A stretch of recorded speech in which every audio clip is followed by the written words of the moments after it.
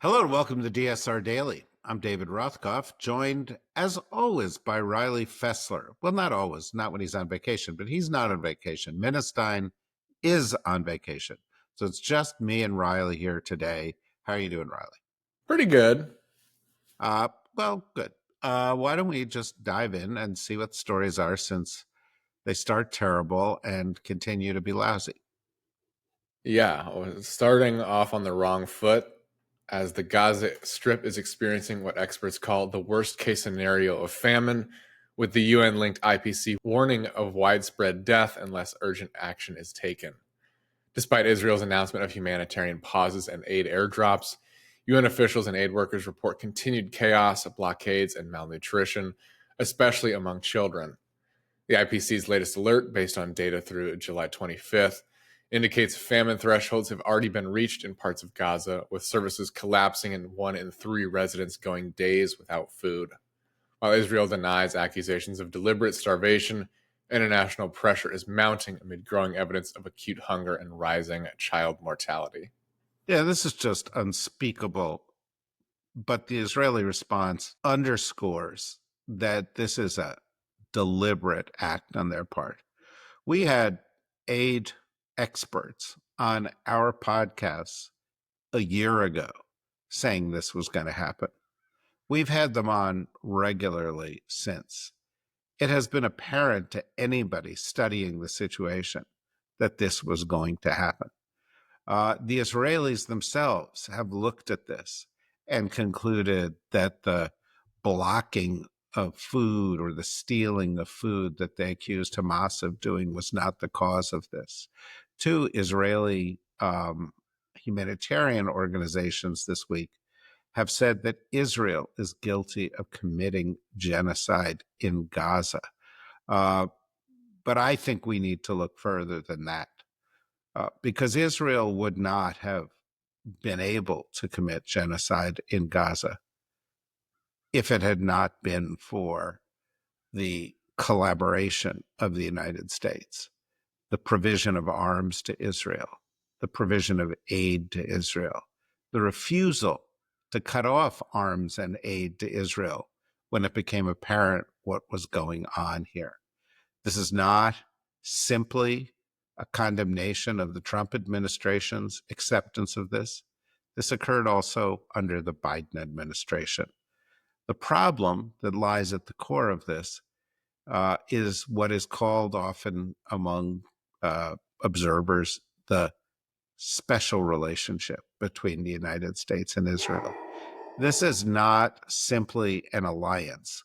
It is a long-standing agreement in which the United States and Israel have each other's backs, cover for each other, and in the case of the United States, often allow Israel to do things to respond to threats in the area in ways that are inconsistent with international law and to look the other way whilst continuing to provide them with support.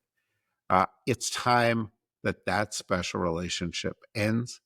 I have written an article to that effect in a leading Israeli newspaper called Haaretz. It's an English language newspaper. You can find it at haaretz.com, and it's up today. But this gives you a strong sense of where this is right now. Is the United States acting? Trump says he sees what's happening. Are we taking steps to solve it? No. Are airdrops going to solve it? No, they can't. They can't do the volume. Um, the only way to solve it is to allow the international community unfettered access to the people who need aid. But what did the Israelis do yesterday? The Netanyahu government, because it wants to maintain its coalition, because that is the only way that Bibi Netanyahu avoids legal consequences for corruption and other charges that are leveled against him. Uh, the Netanyahu government agreed to the demands of one of its most right wing members to begin annexing parts of Gaza, the opposite of what needs to be done here. This is genocide. This is a crime against humanity. And it's a crime against humanity in which Israel is complicit with the United States of America. And we as Americans need to examine our role in this and take whatever action we think necessary with our representatives, with our government, to begin not only to change the policy now, but to change the policy into the future so we do not find ourselves again underwriting crimes, underwriting things that are not in our interests. I should add, as a final point here, that one of the points my article makes is that this special relationship is not in the interests of Israel either, because countless Israelis to whom I spoke have also said to me, if Netanyahu didn't feel that he had the cover of the US, if he thought the United States would pull the rug out from under him in terms of support, he wouldn't have done all this. That empowers Netanyahu, empowers an extremist regime in Israel, makes it harder for Israel to produce the political change it needs, and will make Israel a pariah state for decades to come. That's written in stone right now. What has happened in Gaza since 2 years ago is a stain that cannot be washed away. Riley. U.S. and Chinese officials are holding a second day of trade talks in Stockholm, aiming to ease tensions and possibly extend a tariff truce set to expire on August 12th. While no major breakthroughs are expected, the discussions could pave the way for a future meeting between Presidents Trump and Xi, though Trump denies actively pursuing it. The stakes are high, as failure to reach a deal could reignite severe tariffs and disrupt global supply chains, with China holding leverage through its control of rare earth exports. Yeah, China also has leverage because it's a giant economy that we are interdependent with. A lot of the products that we get and make and love are made partially in China, are made totally in China. And tariffs with China will push up those costs a lot. We can't cut ties with China. We can't bully China. The rest of the world will happily deal with China. And so we're going to cut a deal, and it'll be like the EU deal, or it'll be like the Japan deal, or it'll be like the last China deal that Trump did in his first term, in which China says, oh, of course, we don't want to have bad relations. We will buy many of your products. We will buy hundreds of billions of dollars of US products. And, you know, they don't have to do that because it's out in the future and they know that they can make these empty promises. Trump will get the credit that he wants, and they can move on. That's the format here. It's like the EU deal. The details of the deal aren't worked out. It's going to take months, possibly years, to work out those details. In the interim, Europe doesn't have to deal with the highest level of tariffs. But make no mistake about it, there is one country paying the price for it. It's the United States of America. These tariffs do not benefit the United States in any way. Trump is not bringing hundreds of billions of dollars into our economy. The hundreds of billions of dollars are coming from within our economy, being paid by you for higher prices for these things. It is inflationary. It will not create jobs in the United States. It will not solve problems around the world. All it will do is cause problems. Don't mean to make this sounds like the David Rothkopf promotion hour, but there will be a piece up today at the Daily Beast on these tariffs and why they are such a complete catastrophe up and down the board, and how the world has learned how to play Trump, and what that should mean to all of us, and what that can tell us about how things are going to go in the future. So you can find that at the Daily Beast. A gunman identified as Shane Tamura opened fire inside a Manhattan skyscraper on Park Avenue, killing 4 people, including NYPD officer Diderul Islam, before taking his own life. The shooter, who had driven from Las Vegas and was known to have mental health issues, entered the building with an assault-style rifle and targeted victims in both the lobby and on the 33rd floor. The attack caused panic throughout Midtown Manhattan, halting public transport and prompting a massive police response that included a floor-by-floor building sweep. Officer Islam, hailed as a hero, died protecting others during the shooting. Horrible story, common story. Man with an assault rifle in a country that should not be selling assault rifles to anybody. A man with mental health problems able to gain access to a gun, causing death and destruction. Um, the policeman is a hero for trying to stop him, the police for trying to stop him. But 4 lives are lost, and others are traumatized. And this will continue because in our country, the gun lobby has bought the politicians. Perfect example of that. In response to this, Senator Kennedy of Louisiana said, "We don't need gun control in the United States. We need more idiot control." Um, this is the line of the gun lobby. Of course, the idiot in that particular story is Senator Kennedy of Louisiana, because obviously, look around the world. You can um, uh, assess this empirically. Countries that have sane gun laws have less gun violence. All of Europe, Canada next door, Japan. Uh, look everywhere. We have extremely high rates of gun violence. I should add, however, that Senator Kennedy also was one of the many Republicans who said, look how dangerous New York is, run by Democrats." Um, Actually, the death rate by gun violence in Louisiana is many, many, many times higher than it is in New York State. The states where it's easier to get guns have more gun violence. Countries where it's easier to get guns have more gun violence. It's not the idiots with the guns, it's the guns and the idiots who enable people to buy the guns. Sensible gun control in the United States would end access to assault weapons, end access to um, uh, uh, the silencers, and access to the tools of destruction that are so common in this country, and absurd practices like states like Texas that allow people to have concealed on their person um, uh, uh, weapons without even needing any kind of a license or permit to do so. So this is a pathology that we encounter every couple of days in the United States. We pay the price for every couple of days. It is well past time for big change in U.S. policy in this regard. Harvard University is negotiating with the Trump administration over a potential settlement of up to $500 million to resolve civil rights allegations and restore access to critical federal research funding.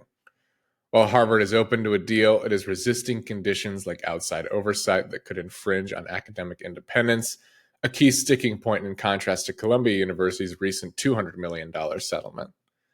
The administration has shifted focus toward financial penalties for elite universities, viewing Harvard's vast endowment as a potential funding source and political target. Despite the progress in talks, legal challenges and political dynamics continue to shape the negotiations, with Harvard balancing financial risk, institutional autonomy, and reputational stakes. Yeah, well, if they're really concerned about reputational stakes, don't pay the money. Okay?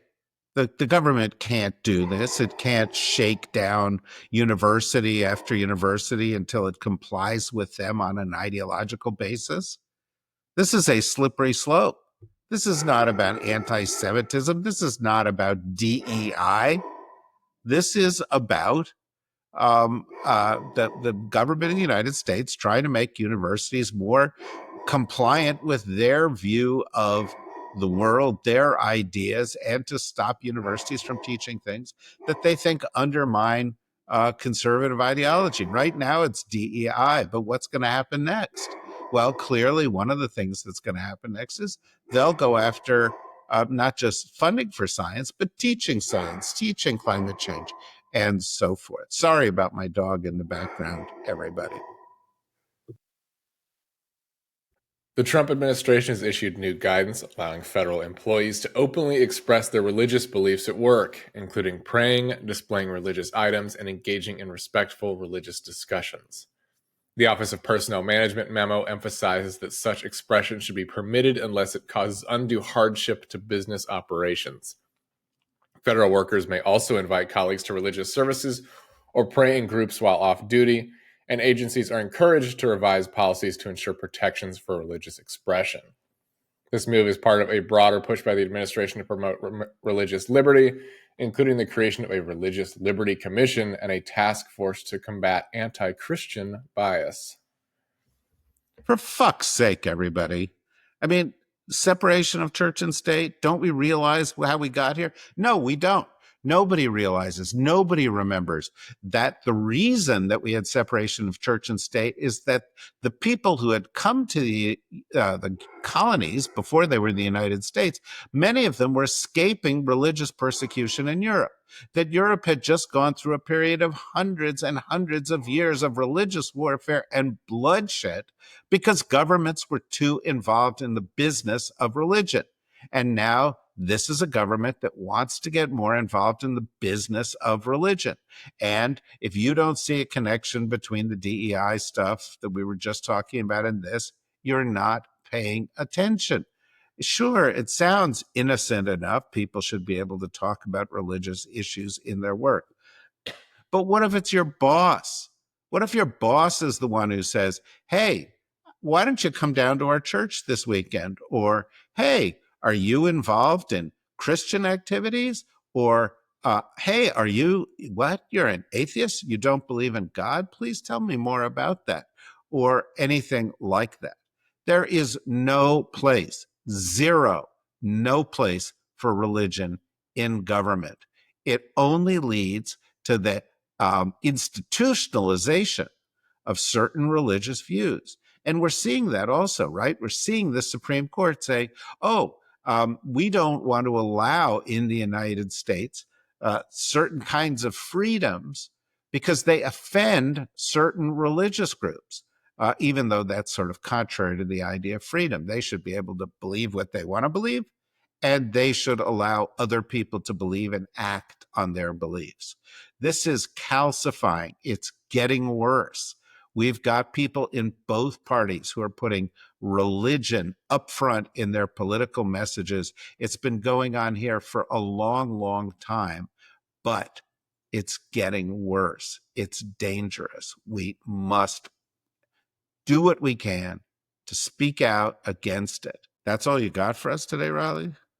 I know, no happy stories today. I'm sorry.